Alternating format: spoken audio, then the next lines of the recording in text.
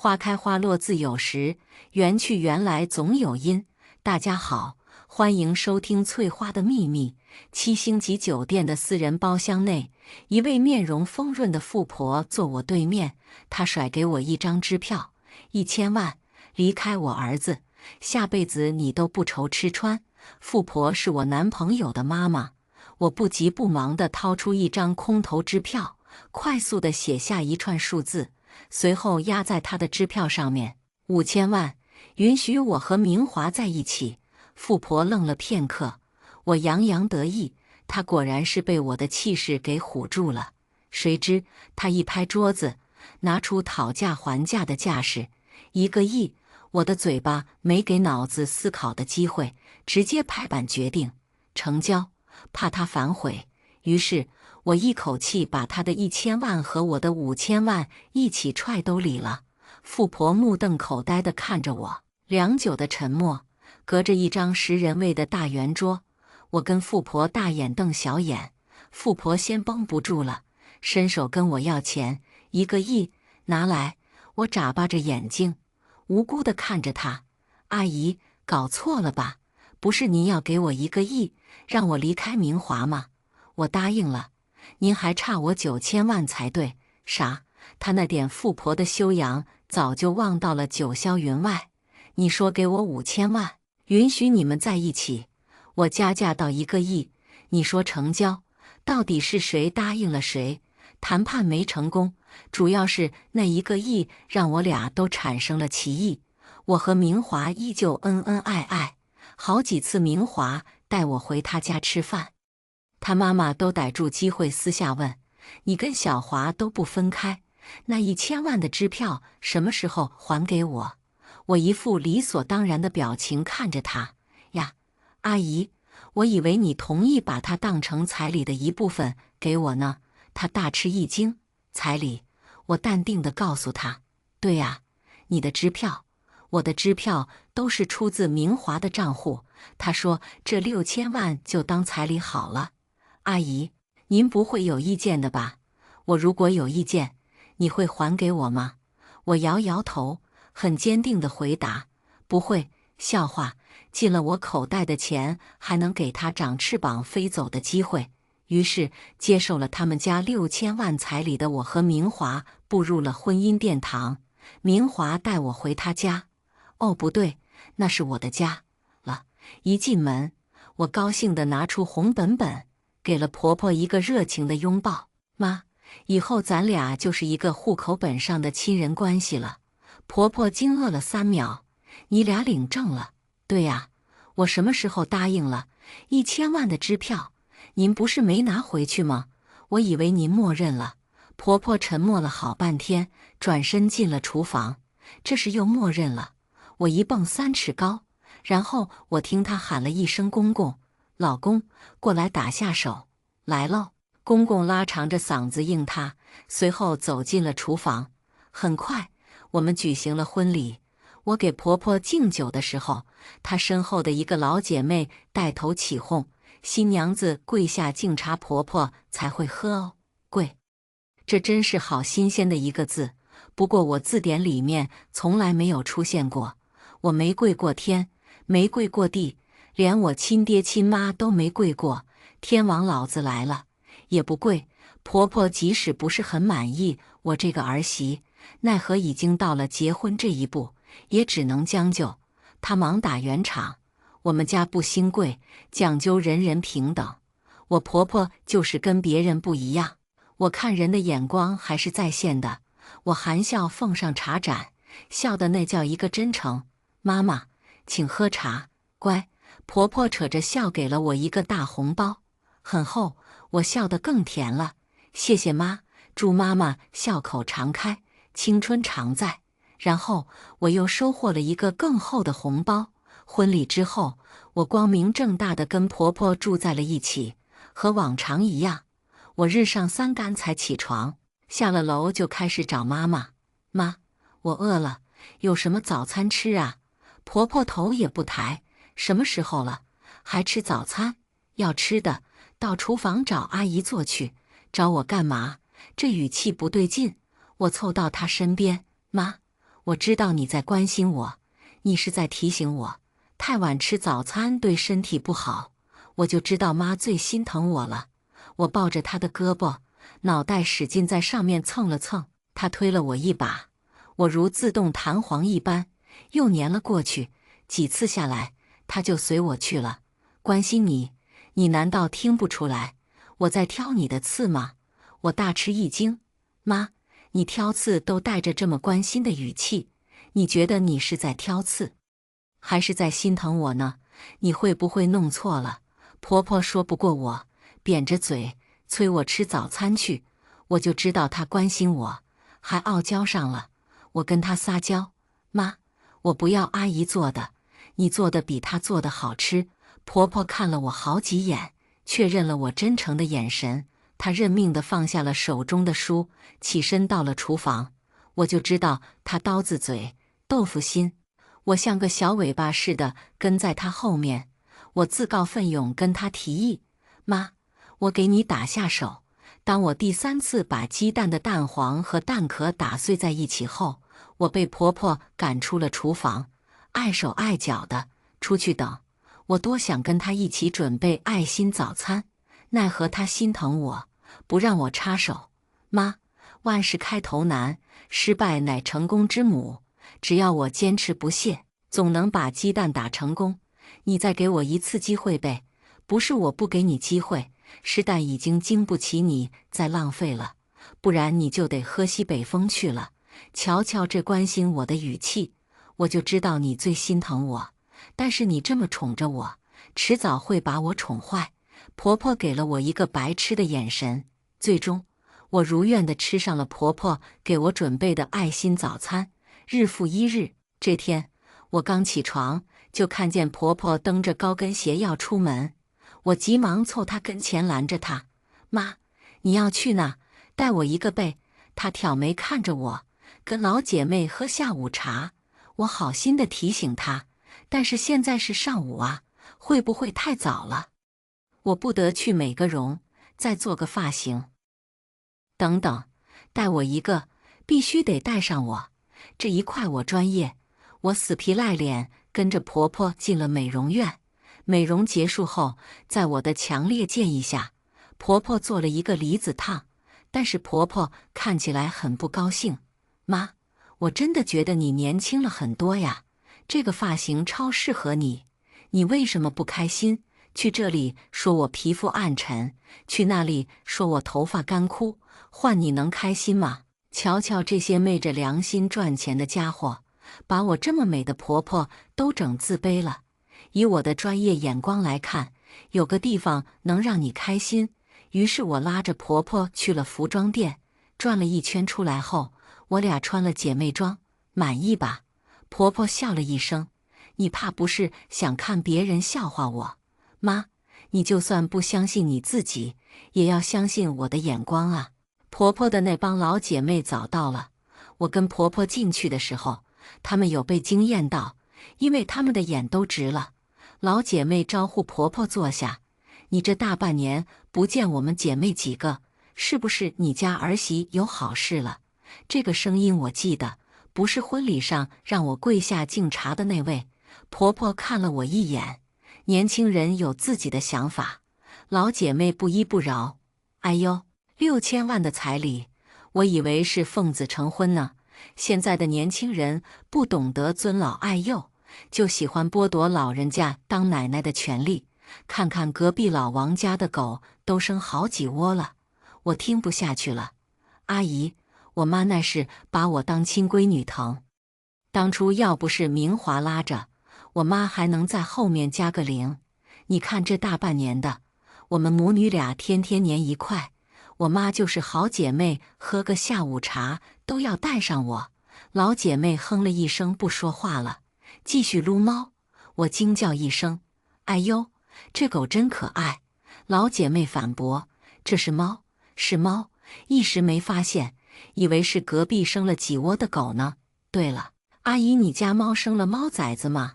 我要2只养养。老姐妹轻蔑一笑，我家猫高贵得很，早绝育了。我露出一脸惋惜的表情。阿姨，你也太不尊重这只可爱的猫了，你剥夺了它做妈妈的权利呀！婆婆虽然没有说话，但是我从她的表情看得出来，她很满意我。婆婆一连好几天看着我的肚子发呆，我扫过一桌子的美食，立马表态：妈，今天的菜真的好好吃，放心，这些我都吃得完，绝对会进行光盘行动，您不用愁着放冰箱，保证明天咱家不会吃剩菜。我象征性的大手拍拍自己的肚子，空间还很足，本来没扒拉几粒米的婆婆更没心思吃饭了。小华，我就明说了吧，结婚快1年了，你们什么时候让我当上奶奶？你们什么时候把生孩子提上日程？明华解释：妈，芝芝还小，婆婆撂筷子不干了，26了，不小了，我也要为自己说上2句。妈，您看家里就我一个，你都嫌烦，要是再来个小的，天天比我还馋你，你不得烦死？这细水长流的，咱得慢慢来。隔壁老王养狗崽子都不嫌烦，我能嫌自己的大孙子烦？这比较总觉得怪怪的。婆婆拍案决定，今晚就开始。不是，妈，明华凌晨4点的飞机出差呀。明华出差1个星期，婆婆盯着我打电话问了她1个星期，开口第1句亘古不变，什么时候回来？结束前最后1句，你再不回来，我要离家出走。然后在明华回来的那一刻，她终于实践了她的豪言。婆婆收拾了行李箱，我直接躺了进去，我姐姐躺了进去。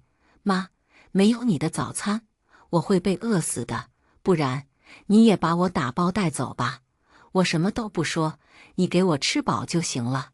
起来，起来，这个家我是一刻也待不下去了，我必须得离家出走。我趴在行李箱上面就是不起来。婆婆拖着沉重的行李箱，艰难的一步一停顿，因为公公还扒拉着她的腰，不让她走。老婆，没有你，我会死的，你去哪也必须带上我。明华推开门，愣愣地看着我们仨，你们这是干嘛呢？婆婆首先表态，我要离家出走。我立刻附和，求打包带走。公公也趁机加了一句加1。明华赶紧拦着，妈，别走，有什么事情咱们好商量。婆婆立刻提条件，今晚必须进行造人计划。明华一口答应，造。6点吃晚饭，7点我和明华就被婆婆推进了房间。1连2月，我俩成了婆婆圈养的小猪。晚饭之前，婆婆用视线丈量了一下我的肚子，她满意的进了厨房。但是我惊恐地发现了一个残忍的事实，我的肚子竟然长了一个游泳圈。婆婆安慰我，你有没有考虑，可能是怀孕了？不可能，我姨妈前天才走。婆婆扔下锅铲，又回房间收拾行李，准备离家出走了。我赶紧上楼劝妈，我真的和明华在积极备孕了，但是这个要讲究个缘分，试管婴儿都有好几次失败的时候，更何况是自然受孕。女婆婆从一堆行李中抬起头来，郑重地问正里的相监，你说真的，没骗我？骗你我能得什么好处？也是，婆婆又继续为我煲汤去了。晚上我躺在床上跟明华商量，老公，咱俩不能这么被动了，妈每天都揪着这事不放，我觉得我们应该转移她的注意力，不然我肚子上的游泳圈能出3个了。明华不以为然，妈是真的心疼你，万一东窗事发。明华拍着我的脑袋，像哄小狗似的，那你就一把鼻涕一把泪，妈刀子嘴豆腐心，这个方法好。但是我没想到这一天这么快到来。阿姨收拾房间的时候，发现了我还来不及处理的套，刚用过的，还很新鲜，证据确凿，这次很难忽悠。婆婆先发制人，一把鼻涕一把泪的哭诉，我要离家出走，这个家没法待了，你们竟然联合起来欺骗我。妈，我知道错了，我不想听你说话，我要离家出走。这一次无论我怎么认错，婆婆跟吃了秤砣似的，铁了心不再相信我。三人成虎，我把自己坑到底了。等她彻底冷静下来，我才去找她说话。妈，晚饭吃啥？我真的好饿。你这么心疼我，怎么忍心看我饿肚子？一顿不吃饿不死。我晃着她的胳膊撒娇，但是饿得难受啊。你只是身体难受，有我心里难受吗？还跟我用上苦情计了。妈，这样吧，咱分析分析哈。我嫁给明华1年多了吧？除了这件事我骗了你，其他时候我是不是都是向着你的？婆婆沉思了一会儿，点头又摇头。你总是跟我对着干，我让你离开小华，你偏偏跟他结婚。妈，我跟明华结婚，你多了个女儿，说到底还是你赚了。我让你早点吃早餐，你天天快中午才下楼，还缠着我给你做吃的。瞧你这1年的厨艺进步多大，我爸哪次不吃得心满意足？你甚至逼着我换发型，穿我不喜欢的衣服。衣品方面，你的老姐妹现在都向你看齐了。婆婆数着我的罪状，都被我一一反驳了。她狐疑地看了我一眼，我安慰她：妈，这些都不是什么大事，为了咱俩的高质量生活，我们得干大事。在我的怂恿，不，伟大梦想的激发下，我们决定去工作。目标呢，就是先赚他1个亿，顺便弥补一下当初我们俩都跟1个亿擦肩而过的遗憾。目标定好了，问题是我们得做什么工作才能赚够1个亿呢？而且是短时间内。要不咱俩从摆地摊做起？婆婆提议道。我想起街边的小摊子，那些摊贩们每天1车东西，加上车子一起卖光，也就5位数的钱，掐个成本，去个人工费，这离赚1个亿差多少万年呢？妈，摆地摊离赚1个亿实在太远了，行不通，咱得勇敢一点，大胆地做。咱俩也开公司。对哦，明华有自己的公司，公公也有自己的公司，我跟婆婆也不能拉后腿。好主意，我俩一拍即合，说干就干。首先我们得有个公司才行。于是我跟婆婆分工合作，她去找公公咨询，我去缠着明华做调查了解。1个星期之后，开公司的材料准备妥当，万事俱备，只欠东风一钱。既然是咱俩的公司，钱是不是得1人1半？对于我的提议，婆婆觉得合情合理、合法合规，目标高度一致，思想也在一个世界频道。只是当我们拿着刚刚注册好的公司本出来的时候，我们陷入了沉思。接下来我们该怎么办？婆婆把问题交给我解决。我抓耳挠腮：妈，你大学学的什么专业？法学。说着，婆婆用期待的眼神看着我。哲学。我们俩耷拉着脑袋。开公司的我们俩，既不是经济学，也不是管理学，好歹学个金融都好啊，只能雇人管理公司了。这是婆婆唯一能想到的法子。我不同意，别人管理的公司又没有我们俩的特色，我们有什么成就感？那你说怎么办？我也在想怎么办。思来想去，我觉得我们的起点太高了，得稍微降低点难度。比如，先去找个公司实习一下，掌握点经验。面试的时候，我给婆婆鼓气加油，相信我们能行的。面试官见我们婆媳一起进去，他抬着鼻梁骨上的竞价提示：下一位稍作等待。我解释，我们是一起的，我们俩配合，工作效率成倍。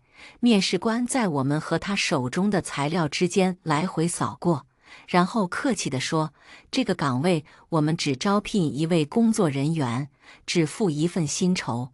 于是我们俩把面试官炒了。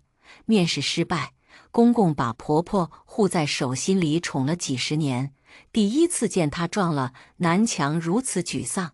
她推荐我和婆婆利用现有资源，真是踏破铁鞋无觅处。我倒是把明华这块最大的资源给忘记了。成为总裁秘书的第一天，特助让我们复印一份资料，总裁开会立刻用。婆婆问我，这工作跟我们开公司有什么关系？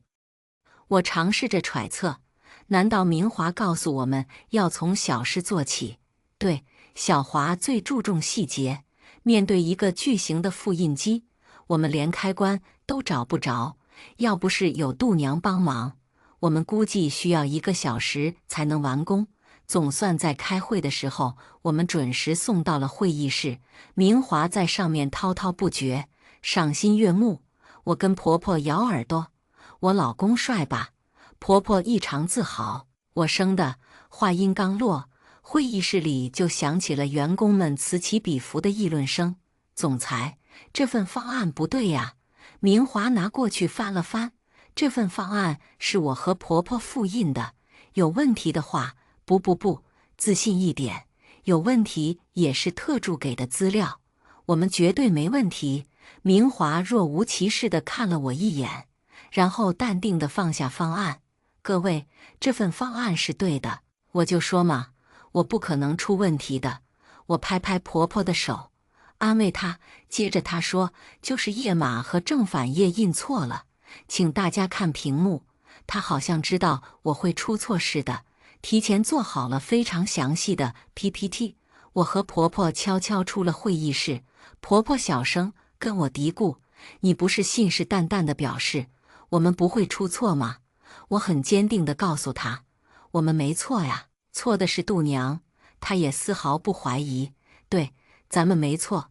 明华忙着谈项目合作，把我和婆婆扔在公司，顺便扔了2本书给我们，秘书的自我修养。婆婆跟我讨论，小华是不是给错了书？怎么也得是总裁的自我修养才对吧？我有个大胆的想法，跟婆婆分享了一番，是不是秘书比总裁更难当？你看明华当总裁当得多轻松，但是却有3个秘书帮他工作。婆婆一副恍然大悟的表情。我们俩在琢磨什么时候让明华给个总裁的位置坐坐。我眼尖地看见特助神色匆忙地走过。身为一个合格的秘书，我们要主动帮总裁分担责任。我拦住了他，特助，什么事这么着急呀？我发现特助看到我们时，眼睛都亮了。是这样的，明总在跟客户商谈合作，有一份资料忘记拿了。我这里有个合作伙伴，实在走不开。我给了婆婆一个眼神，她心领神会的点头。作为一个合格的秘书，端茶送水跑腿，这是分内之事，我毛遂自荐。特助，这事交给我们俩，你把地址发我们，我们去送。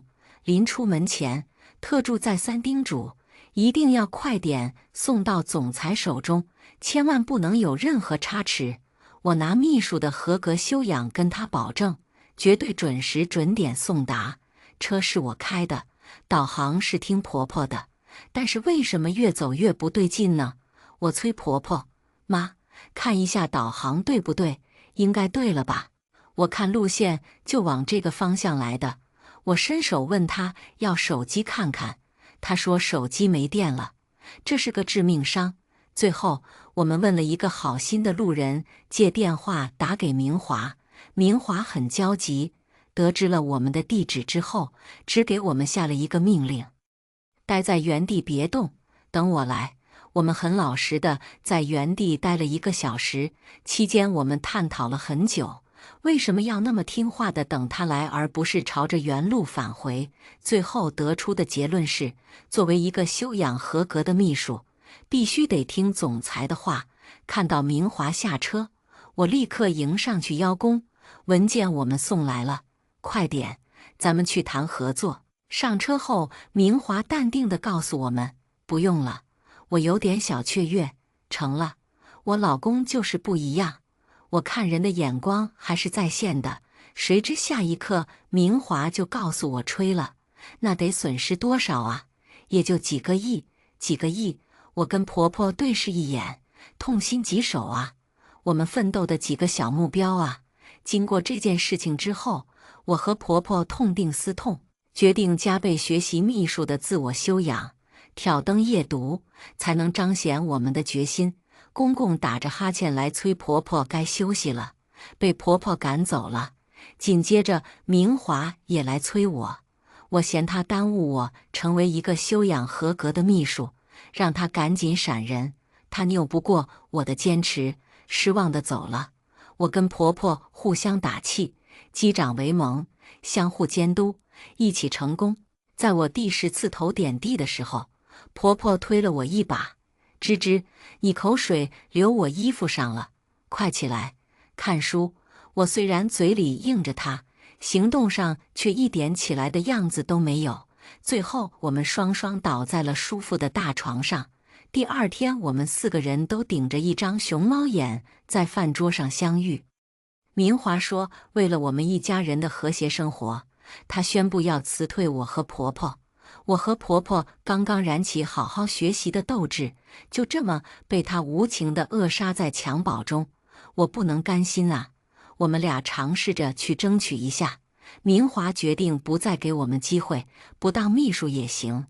你给我们当总裁，我觉得总裁似乎更容易一些。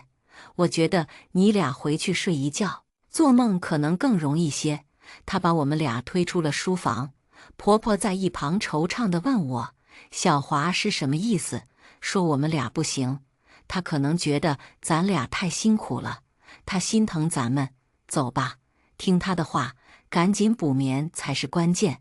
刚刚养好精神。”婆婆又开始捣鼓我的造人计划，必须得转移注意力。在我的连环夺命催促下，明华推荐我们去了一家公司应聘。公司的总裁正是明华的死对头。凭借着明华帮我们包装的完美简历，我们应聘成功了。婆婆加入了他们的律师团队。婆婆是法学专业，这个我能理解。但是我去了销售部门，这个我就有点摸不着头脑了。去干嘛？跟顾客探讨哲学，探讨人生，不管好赖。为了我的公司，我就当积攒经验了。我本来怀着美好的梦想走马上任的，奈何第1天现实就给了我一个下马威。一位顾客之前在我们这买了一份产品，他发现这其中有涉嫌虚假宣传的成分在，于是将我们公司给起诉了。今天来还找了一堆记者跟着。对方的话筒已经对到了我的嘴边，说，让我说啥呀？我也是第1天上班，对这里还没有你们了解的多呢。我左右的销售员早就跑得没了踪影。我终于知道为什么临时工最容易被抓出去顶包了，求救无门。我准备逃跑，爱谁干谁干。这时，一只手推开了我面前的话筒。这位先生，我是公司的律师，有什么诉求找我。这声音不是我婆婆吗？但是她这一身裁剪合身的黑西装，妥妥的一个干练的职场女精英形象，我差点认不出来。直到下班，我在停车场等婆婆，我都还觉得云里雾里。看到婆婆的身影走近，我给了她一个大大的拥抱。妈，你今天真的是又飒又美，爱死你了！来，啵一个。婆婆对我的拥抱算是她能接受我亲近她的极限，不能再进一步了。于是她死命地推着我的脑袋：“芝芝，你注意点形象。”成不，被推开的我坚持不懈地追着她的脚步。妈，你别那么害羞嘛。第2天起诉公司的顾客又来了。有了第1天兵荒马乱的经验，我已经能应对自如了。给了她一张名片，让她直接找我婆婆去。中午，我在等我婆婆吃饭的时候，她姗姗来迟。妈，你很忙吗？对方有点难缠，不同意协商赔偿，非要走法律程序。我才想起那位接二连三跑来要个说法的顾客，好像那张名片是我给他的。官司能赢吗？换做之前的律师， 30%的把握。我的话，50%，我妈是最棒的。吃饭，吃饭。婆婆给我夹了一大块排骨，堵住我的嘴。婆婆太容易害羞了，我得多夸夸她，习惯成自然。午餐结束之后，我们回到各自的工作岗位上。婆婆交代我放心销售，有任何问题她来解决。这么大一个公司，老总也挺有头有脸的，卖的产品也的确是合法的。但是经过婆婆这一番话，我总觉得我在销售什么假冒伪劣的三无产品。开庭的日子很快到来，婆婆第一次上场打官司。为了给婆婆打气加油，我让明华给我弄了一张旁听的席位。对方律师从业20年，我婆婆从业第1个月，差距不是一星半点。婆婆跟开了挂似的，对方的问题，婆婆对答如流，应对自如，语言犀利。而面对婆婆的质疑，对方律师愣是被问得哑口无言。要不是法官拿着法锤时刻提醒在场的各位肃静，我都想蹦起来当堂喝彩了。官司赢了，婆婆一战成名，我销售更卖力了。只是遇到的顾客也挺五花八门的，有跟我探讨物理的，也有跟我探讨化学的，但我只想跟他们探讨人生。毕竟我就一卖车的，说来说去，车子安全才最重要。看车的小年轻一上来就问100米提速多少秒，我继续跟他们探讨人生，追求刺激别找解。我这只负责平安出行。在我坚持不懈地安利生命安全最重要，尤其是看重家里老人孩子的生命安全的成年人，都朝我的产品下手了。对方签好了合同，办好了保险手续后，我送他们离开，继续安利。100米提速只是暂时的心动加速，心动加速多了，容易心律不齐。要想活得久，还得心脏慢慢跳。时间一到，我立马下班走人。在停车场遇见婆婆，她伸手跟我握了握，恭喜恭喜，本季度的销冠。同喜同喜，律师界一颗冉冉升起的新星。我们俩订了外面的酒店，进行了一番庆祝。婆婆疑惑地问我，为啥咱俩之前做秘书工作那么失败？做什么不成？现在咱俩做什么就把什么做到最优秀。我问她，你要学律师的自我修养这书吗？婆婆摇摇头，销冠的自我修养，好像我也没见过。最后我们得出一个结论，秘书的工作是最难做的。明华还说什么从小事做起，他分明就是把最难的给我，想让我们知难而退。没门，人怕出名猪怕壮。当我们在业界小有名气之后，我和婆婆收到了四面八方抛来的橄榄枝，最终我和婆婆都一一拒绝了。但是有一家公司特别眼熟，我拿着手机给婆婆看，妈，你看这家公司怎么那么眼熟呢？是不是特别出名？竟然高薪挖咱俩。婆婆看完后很淡定地告诉我，哦，那是你老公的公司。我挣扎了片刻，还是放弃了。那算了，就不过去抢客户了。没错，我和婆婆已经准备好离职了。经理见我们俩有苗头，主动找我们要给我们加薪，薪酬比之前可观多了。但是这离赚1个亿的小目标还是太遥远了。死对头总裁不知道从哪里知道了我和婆婆的身份，他怀疑我俩混进来是为了盗取公司机密，想要高调的辞退我俩。他不忍，我们也就不义了。婆婆挖走了她的律师团队，而我带走了他们公司的大量客户资源。我和婆婆紧锣密布地筹划我们的新公司，婆婆继续带着律师团队打天下，而我也一样。但我给自己制定了目标，争取做个年度销冠。剪彩当天，我们邀请了各行各业的朋友和合作伙伴。婆婆的那些老姐妹们听说婆婆有了自己的新公司，觉得新奇，也上赶着来凑个热闹。我和婆婆走过去她的老姐妹堆里，她们聊的仍然是些家长里短。我跟你们说呀，隔壁老李家的猫又下了一窝猫崽子。婆婆的脸拉得老长，吱吱。我觉得她在内涵我。我安慰婆婆，没你的事，她是在内涵我。显然婆婆不买账，她的视线似有若无地扫过我的肚子，即使她不说，我也感受到了她的渴望。妈，走，我们到那边去。我跟你说，现在咱俩不一样了，我们自己开公司了，好歹算半个成功人士。咱们得混进能赚一个小目标的人堆里。刚刚还沮丧的婆婆，瞬间整个人洋溢起自信。我俩举着酒杯，混迹在一群这个总那个总的人堆里。人脉就是资源，因为谁也不知道哪个总会给我们带来一个小目标的合作。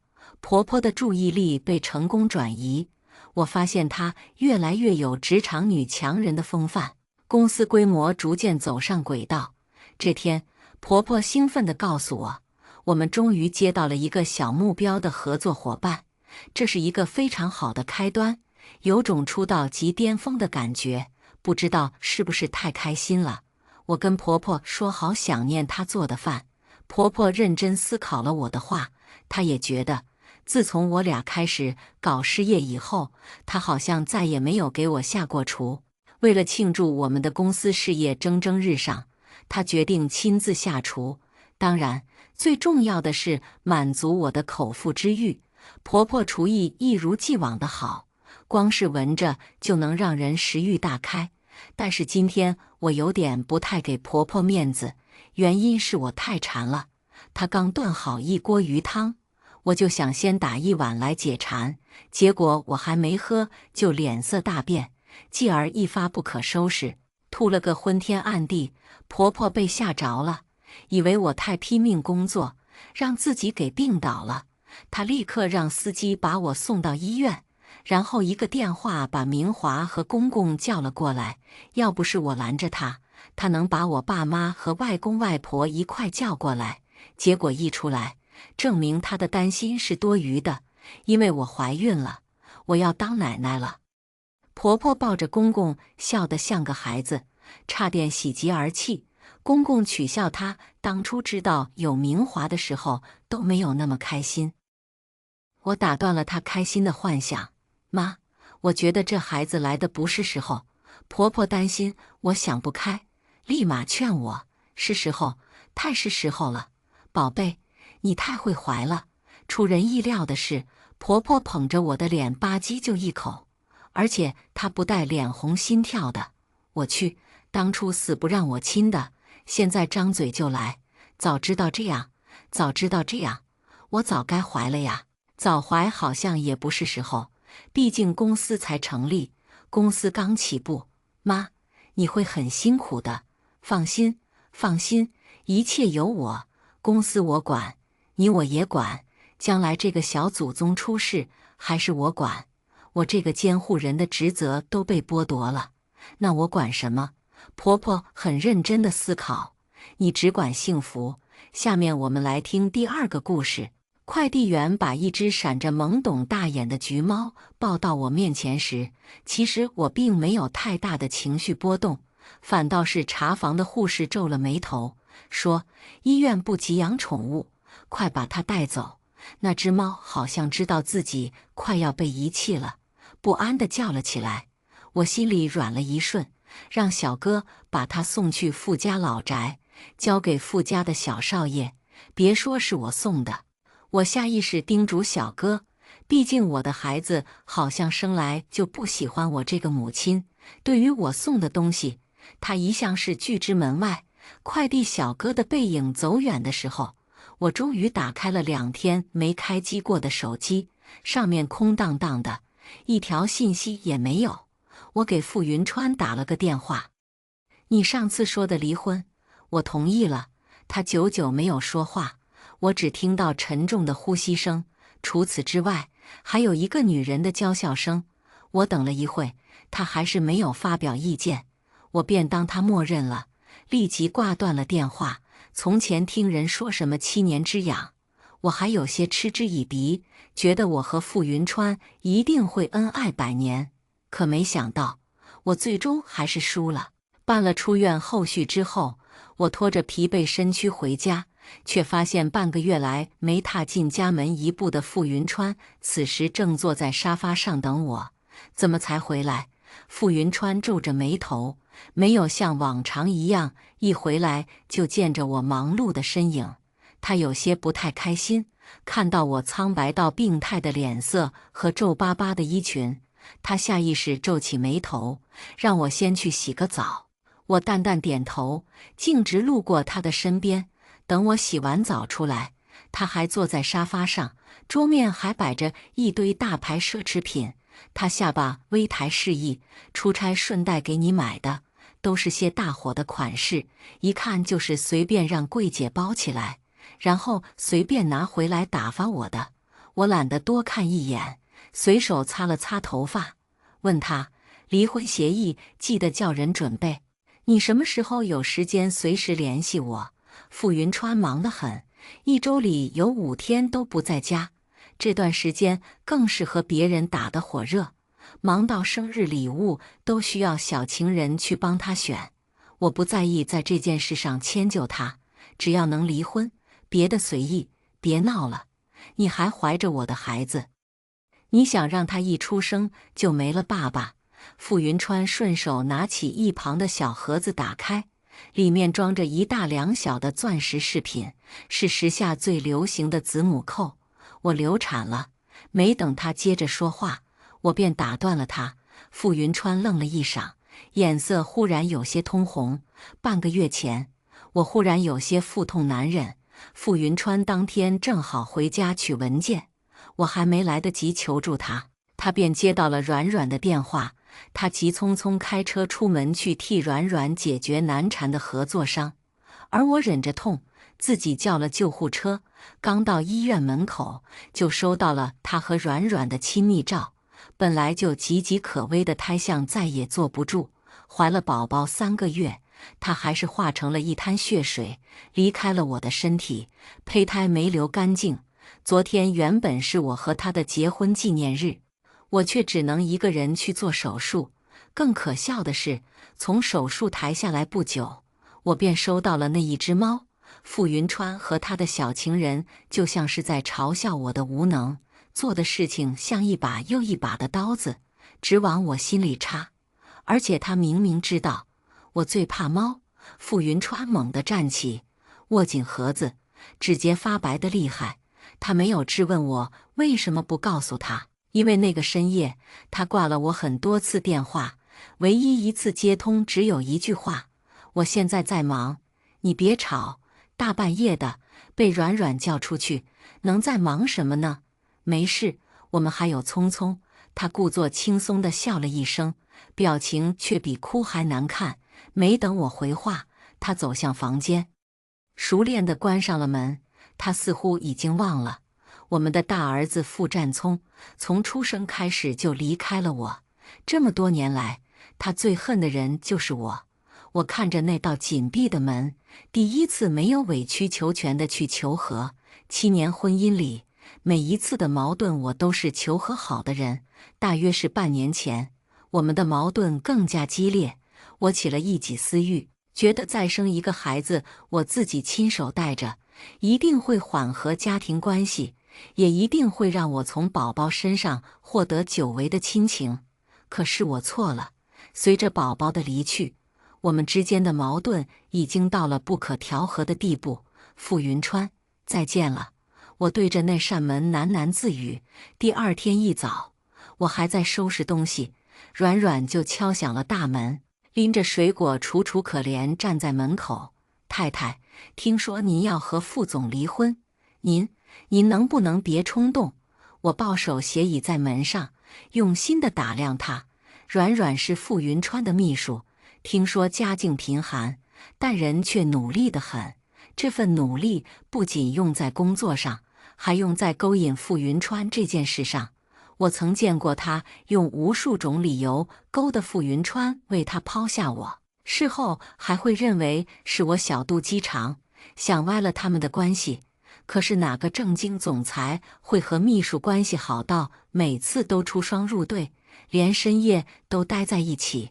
我笑了笑，眼尾不自觉沁出泪光。我离婚了，你正好上位，不好吗？闻言，软软的脸色立马白了，她含着眼泪跟我解释：傅太太对不起。傅总说您刚没了孩子，我以为有宠物陪您会开心。你比傅云川更早知道我流产，手段还挺高明。不是的，软软摇摇头，还要再继续解释，瞥见某个角落之后，却骤然闭上了嘴，只是默默地在哭。沈意涵，你有气冲我来，别和软软置气。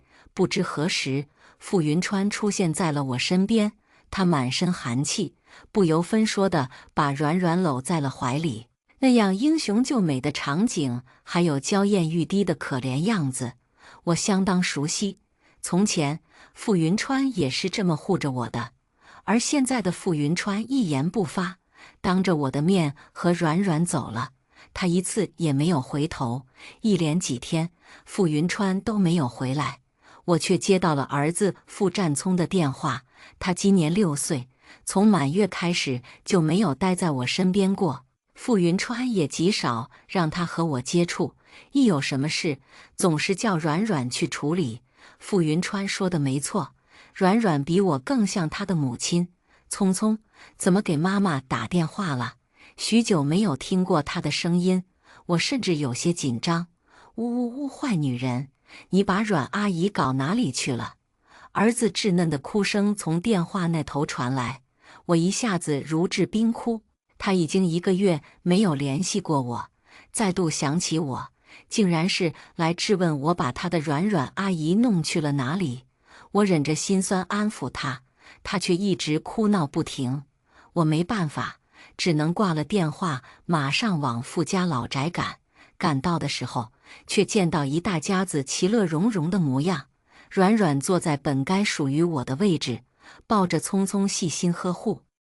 聪聪擦着眼角的泪，怀里还抱着一只橘色小猫，一看就是喜欢极了。而傅云川正在弯身盛汤，露出了许久没见的笑颜。我忽然就有些不想走进去了，他们看起来才像是真正的一家人。太太，这是老宅的佣人发现了我。一时间，所有人的目光都向我看来。傅老夫人翻了个白眼，傅云川和软软则是一脸尴尬。我故作轻松，皮笑肉不笑地说：“看来我来得不巧。”一时间没人说话。软软怀里的傅占聪却忽然撇起了嘴，大叫一声向我冲来。因为动作太快，桌上的汤碗别打翻了一地。而那只小猫尖叫一声，赶紧飞开，好巧不巧撞向了我这边。你是坏女人，你快走开！傅占聪冲到了我的面前，不断地推搡着我。你滚！我不要你做我的妈妈，我要阮阿姨，我要阮阿姨！我微红着眼眶，看着许久没见的儿子，却第一次觉得那么陌生。他满月的时候，傅家人害怕我那酗酒赌博的爸会继续缠上来，以安全为由把他从我的身边抱走。我和他真正相处的时间，只有他刚刚出生的那1个月。聪聪长得很像他的爸爸，现在也像他的爸爸一样嫌弃我，哭着叫我滚开。聪聪，不能这么对你妈妈。软软回过神，赶紧跑过来，把聪聪搂在怀里，不停安慰。聪聪已经哭岔了气，不停问我为什么还要回来。我内心涌起针扎般刺痛。聪聪他这几天心情不好，你别和心情不好，你别和他一般计较。这句话显得好似我才是那个外人。此话一出，所有人皆面露嫌弃看着我。我扯出一抹笑容，对软软说：“你要真的想争宠，倒不如劝劝你的宝贝傅总，让他早点和我离婚，你不就能光明正大的成为傅太太了吗？”没料到我忽然会当着傅家所有人的面这么说，软软眼中浮现慌张。傅云川沉着脸走过来：“呵斥道：“聪聪不懂事，你也不懂事吗？”软软眼中闪过窃喜，她扁着嘴，状若同情等着看好戏。我与傅云川四目相对，冲他轻蔑一笑：“傅总不想离婚，是不舍得离了吗？”闻言，傅云川眉宇之间紧皱成一团：“你非要揪着这件事不放，最先说要离婚的人是你。”我忍着泪，一字一句细数着他这段时间的罪行。最开始，傅云川只是对我感到不耐烦，然后对我各种敷衍。我曾和他哭过、闹过，得到的只有一句：要是实在受不了，就离婚。那时的我没答应，还是苦心经营着这段婚姻。再后来，他越来越过分，这期间，软软出现在他身边的概率越来越高。可他从来没有解释我就像一个透明人，老公、孩子都像是别人的，和我没有任何关系。我沈一涵就像个笑话。傅云川黑了脸，咬牙切齿地说：“你想好了？你要是离婚，聪聪的抚养权我也不会给你。”他知道这几年我最放心不下的就是聪聪，到了这种时候，他只能以他来威胁我。可惜他的如意算盘打错了。我瞥了一眼窝在软软怀里哭得起劲的傅占聪，第一次对他不是愧疚之感。随意，你和儿子我都不要了。话音刚落，傅云川就掀了桌子，而我当着他的面轻笑一声，转身就走，云淡风轻的，好似什么都没有发生过。事情发生的不算多么突然，只是谁都没有意料到，一向唯唯诺诺、爱傅云川父子胜过爱自己的人，有一天什么都不要了。大概有好几秒的时间，老宅安静得过于诡异，直到聪聪后知后觉地发出刺耳尖叫。这时，傅老夫人也终于反应过来，心疼地冲过来，抱着孩子直哄。她指责我：“你发什么疯？对着一个孩子说这种话，做这种事，你根本就不配当妈！”傅老夫人气得浑身发抖，扬起手掌想打我耳光，我却以更快的速度抓住了她的手。“是你们剥夺了我做母亲的机会。”我冷着脸说。终于，所有人都彻彻底底安静了下来。我似笑非笑对傅云川说：“你别逼我。”说完，我也不管他们一个个面色铁青，转身离开。7年来，我忍了很多，忍到最后却是一无所有，就连我的孩子也口口声声地说不要我。那从今往后，我也没什么好留恋的了。我走出傅家大门，刚要启动车子的时候，发现那只橘猫害怕地蜷缩在我的车上。我一愣，对着他说：“你想跟我走吗？”他睁着大大的眼睛，喵了一声表示回应。我笑了笑，把他抱起来，放在我的副驾驶。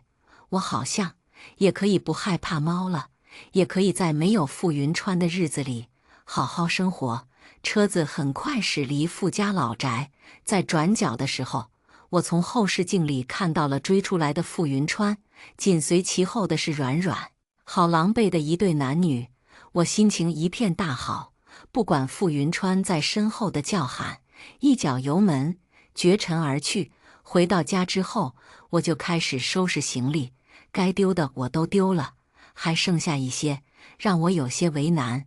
其中有一件是年少时期傅云川写给我的情书。我算是傅云川的初恋，虽然我和他的家境云泥之别，但在一次偶遇之后，傅云川对我一见钟情，他开始对我展开强烈的攻势，我却因为自卑而总是拒绝他。转机发生在某一次，我那酗酒的父亲赌输了最后一样家产，就把主意打在了我身上。他想把唯一的女儿当作赌注，赔给一个农民工。我哭喊着，甚至跪下来求他，也换不来他的一丝心软。最后，傅云川如天降神明一般，从我父亲手里救出了我。他爽快给了父亲20万，还赌债。我父亲欢天喜地，说以后我就是傅云川的了。傅云川心疼地把我抱去医院做体检，得出巴山来的结果是身体各项指标都不是特别正常，因为长期缺乏营养。所以我浑身上下都透着一股死气沉沉的白。我甚至不知道傅云川到底看上了我什么。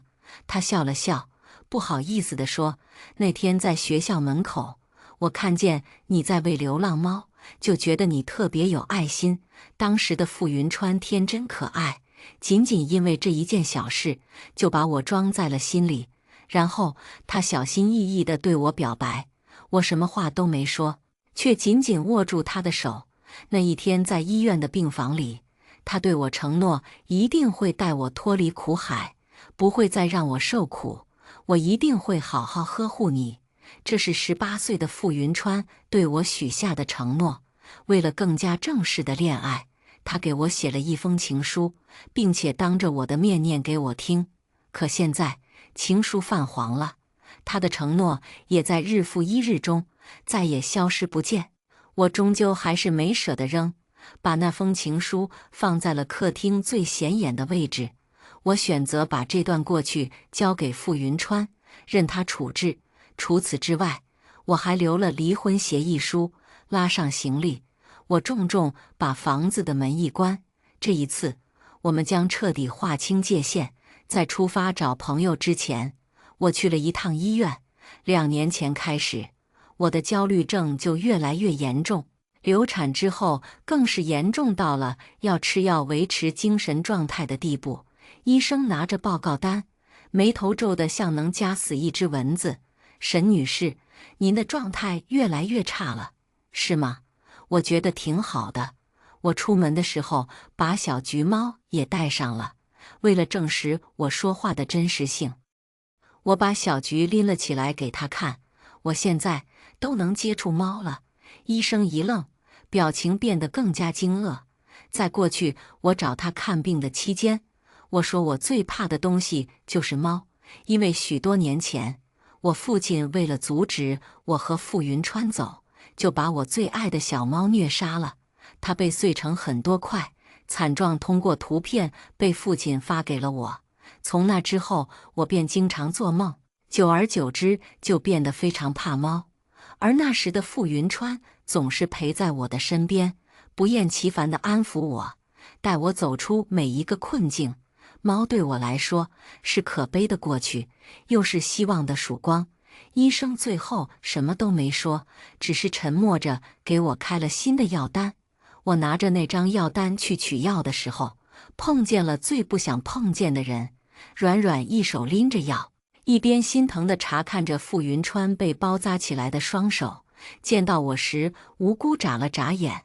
傅云川也黑了脸，没有受伤的那条手臂忍到青筋暴起。最后，他只是问了句：“你来医院做什么？”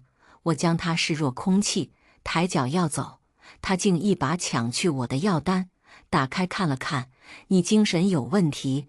傅云川像是找到了什么借口，一时又兴奋又心疼。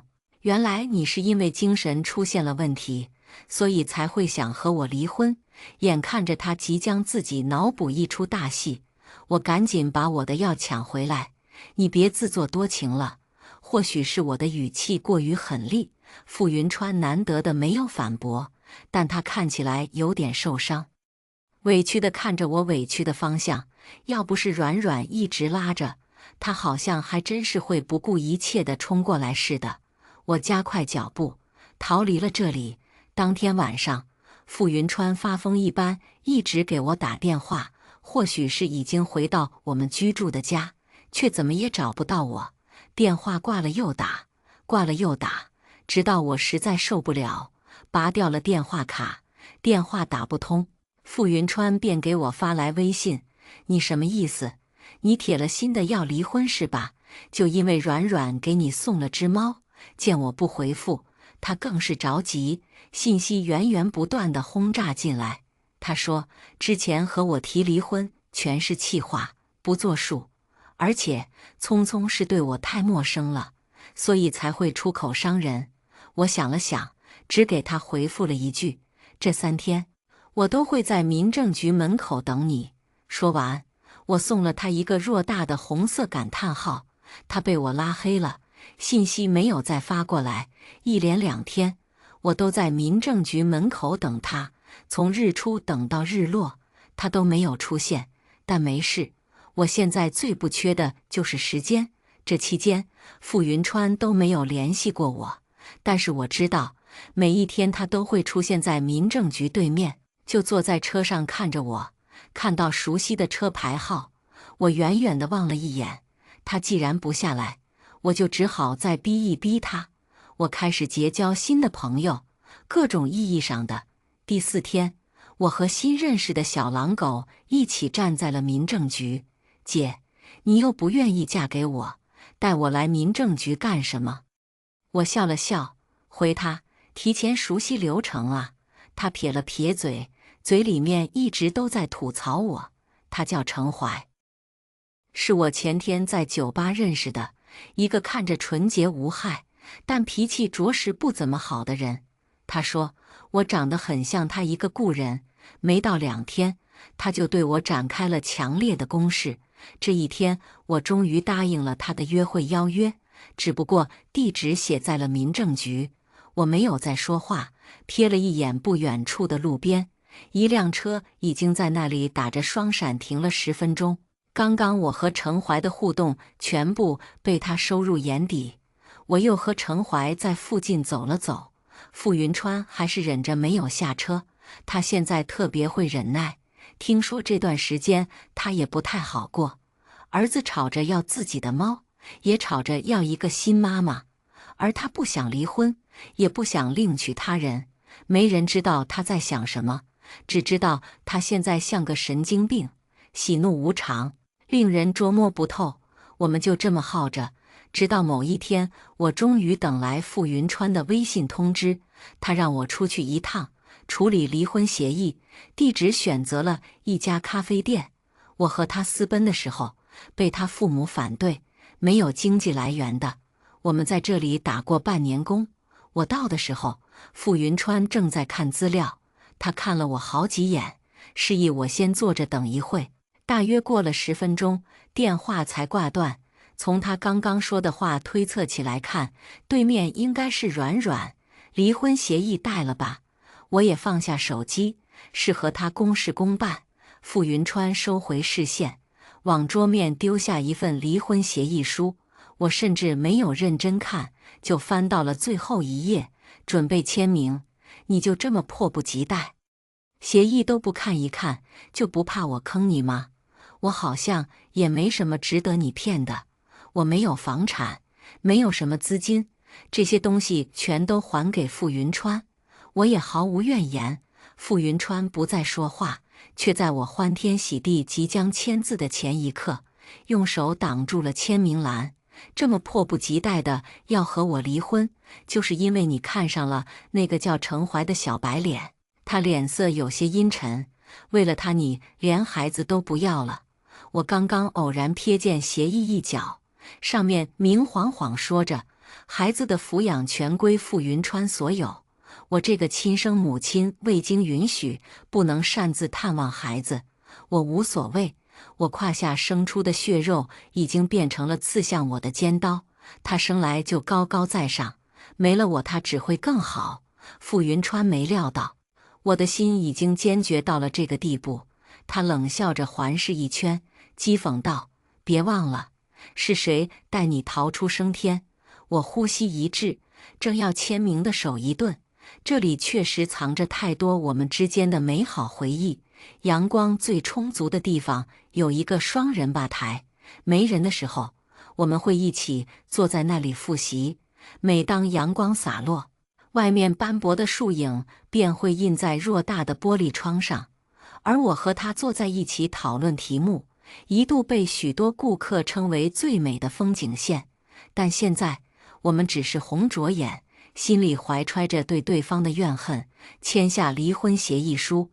我沉默了一会，然后果断在离婚协议书上签字。在回忆里赖着不走的才是蠢货。签完字，我果断决绝地站起转身，去他的回忆，我也通通不要了。站住，你别走！傅云川从未如此着急过，他跟在我身后，在一众顾客的注视下跟在我身后，边走边说：“你和那个男人在一起了是吗？不然怎么会这么迫不及待的离婚？”我沉默。他又说：“他到底给你下了什么迷魂汤，让你连孩子都不要了？”我充耳不闻，大步地往前走。刚想拉开大门的时候，软软从外面走了进来。他的身后还跟着一脸可怜模样的聪聪。他今天本来是要上班，奈何聪聪今天闹着不肯去学校，非要他陪，非要他买的那只小橘猫。软软无奈，只能通过别的助理找到了我们的位置。他很聪明，没有暴露任何他的企图，只是轻言细语地说：“小少爷想爸爸妈妈了，傅占聪会想我。”简直是天方夜谭。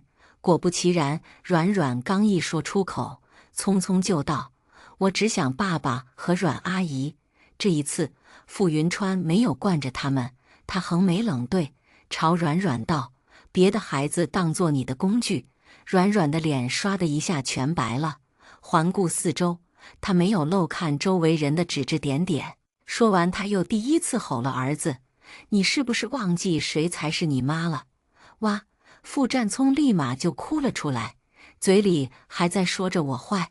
我痛苦地闭上眼睛，在这个眼神眼里已经毫无心疼。我大步离开了那里，离开了我这几年的噩梦。我和傅云川虽然签订了离婚协议书，他却一直拖着不愿意去民政局办理离婚手续。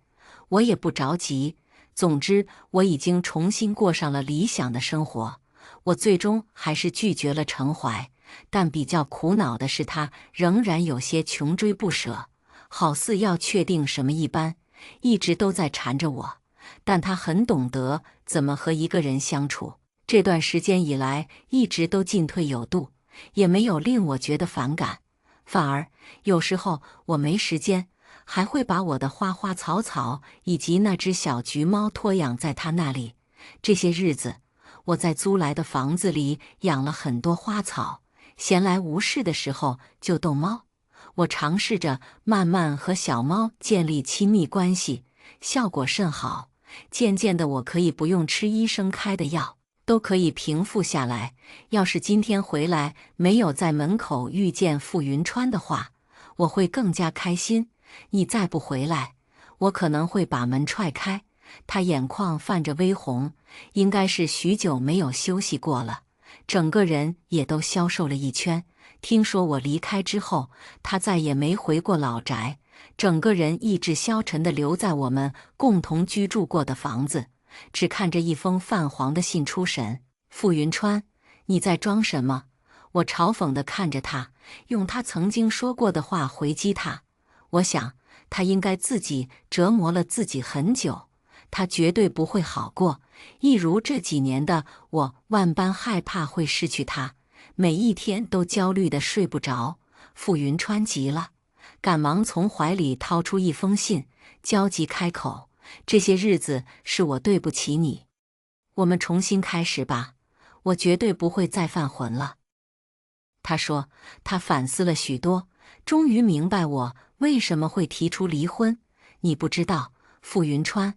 我环视着破旧的楼梯，问他：“你没认出这是哪里吗？”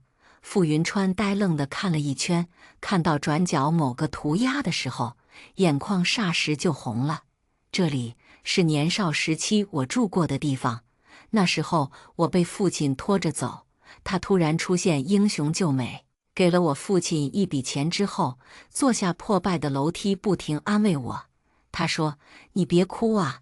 你爸对你不好，但我一定会对你好的。”见我不说话，他又捡起角落一个孩子掉落下来的画笔，在墙上画了一个笑脸，青春洋溢地笑冲着我，说：“看，请把你的微笑留下。”我终于破涕为笑，而他顺理成章把我带去了医院，后来又带回了家。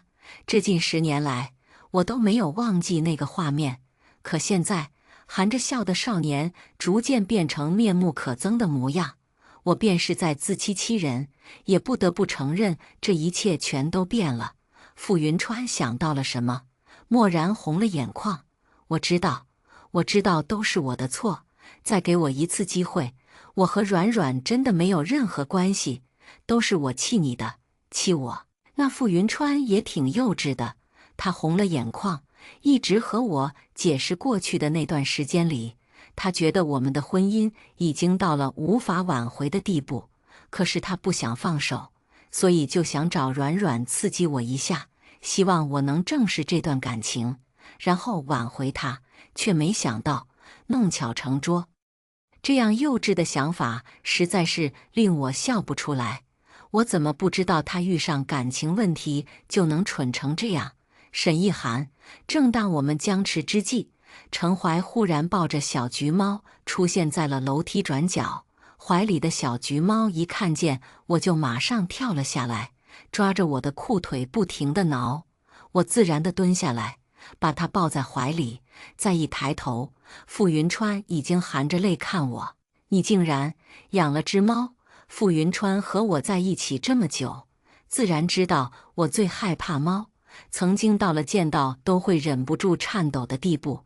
现如今我能接受小橘猫，面试证明我真的忘记了那段过去。2天不见，小橘都要想死他妈妈了。程怀的语气亲昵，故意绕过傅云川，来到了我身边。不等我开口，傅云川猛然一拳揍了过来。2个男人不由分说，莫名其妙扭打在一起。小橘猫吓得缩在我怀里。几个邻居已经听到声响，站出了门口，眼看着有人嚷嚷着说要报警，我赶紧制止了他们，别打了。我寻找机会，猛地挡在了程怀面前。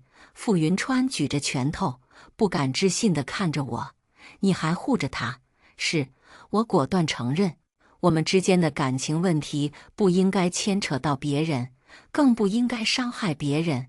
他咬牙，愤恨地放下拳头，弯腰捡起那封被踩了几脚的情书，愤然离开。一连几天，傅云川都没有来找我。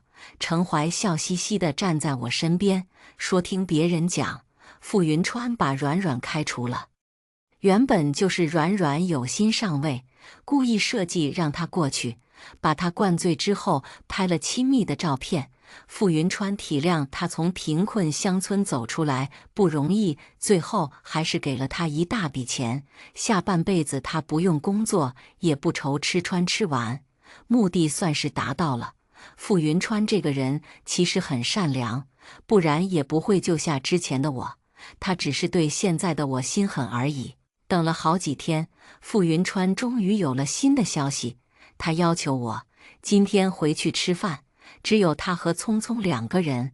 回到我们共同居住的地方时，聪聪正在闷闷不乐地玩玩具，而傅云川带着围裙在厨房忙碌。单看画面，是我很久很久之前幻想过的模样，可没想到实现这个场面的时候，竟然是走向了诀别。见我过来，傅云川放下围裙喊了一声，眼神示意聪聪也说话，但聪聪撇着嘴，愣是不说，终究是血浓于水。我虽然不强求，但不代表我不会难过。傅云川皱了皱眉头，但在我的示意之下，还是闭上了嘴，继续走去厨房做饭。在我们受苦的那几年，其实傅川做饭的次数会比我多。我有些嘴挑，想尽办法把我不太爱吃的菜做成各种花样哄我吃下去。再穷困潦倒，他也会想尽办法让我吃的营养均衡。就因为当初体检时医生说的那一句营养不良，回想起以前，我的脸上不自觉地浮现出淡淡笑容。一桌子菜很快就煮好，傅云川把它们全部端上来的时候，聪聪还是不肯说话。傅云川没了耐心，训斥他：傅占聪，你有没有礼貌？你就是这么对爸爸妈妈的吗？我没有妈妈。聪聪猛地把玩具丢了下去，哭着说：奶奶说我的妈妈从我出生开始就不要我了，她不是我的妈妈。她不停控诉着，说着傅老夫人们给她灌输的思想。她说是我不要她，他说这么多年来，除了奶奶之外，就只有阮阿姨对他好。他说我把他生下来又不要他，我是坏女人，而且我还抢走了阮阿姨送给他的猫。说到最后，他哭得快要岔了气。傅云川终于于心不忍，把他抱起来，轻轻给他拍得顺气，然后抱歉地看向我。他或许不知道，他家里人已经讨厌我，讨厌到要在我孩子面前造谣我的程度。我放下手中的碗筷，一桌子色香味俱全的菜也让我丧失了所有胃口。我看你这聪聪，最后一次跟他解释，我没有不要你。说完，我转身就走出了大门。傅云川想来追我，却被聪聪紧紧拉住，只能看着我越走越远。我擦了擦眼泪，走出了大门。若是有一天，聪聪能明白我的苦衷，能明白我不是不要他就好了，其实不明白也没事。爱恨交加永远是最痛苦的。他恨我，那就让他恨个彻底吧。这样闹了一番之后，傅云川终于知道我心意已决，在我面前哭了一场之后，他终于同意离婚。民政局门口，他哭着把那封信塞给我，叫我无论如何都要带走他，不要抛下我们曾经的美好回忆。我当着他的面抽出那张泛黄的纸张，把里面的一些句子读出来给他听。这世上星河斗转，物换星移，只有你一直如此，我也会爱你如初。只这一句，我们就红了眼眶。哪有那么多爱你如初？最后大家还是无法坚守本心，走向别离。我把那一张纸撕碎，塞进垃圾桶。傅云川疯了一般的跑去抢救，一阵风来，什么都吹散了。后来我去了别的城市，这个地方留下了我太多美好或者不堪的回忆，我实在是没有办法坦然自若地待在这儿。离婚协议里面，傅云川给了我不少财产，我其中的一部分钱请了专人帮我打理，以后无需再操心经济的事情。坐上去往别城的飞机时，我抬眼望了脚下的土地，终于感到放松，收回眼神，一侧眼就看到了熟悉的面孔，程怀。我皱了皱眉头，在飞机上遇见他，我倒是有点意外。好巧啊，他夸张地说了一声，表情却有些胜券在握，并不像是很巧合的样子。没等我说话，他就拿出了一份合同，说我注册了自己的音乐公司，就在 A 城。A 城就是我即将要去的地方。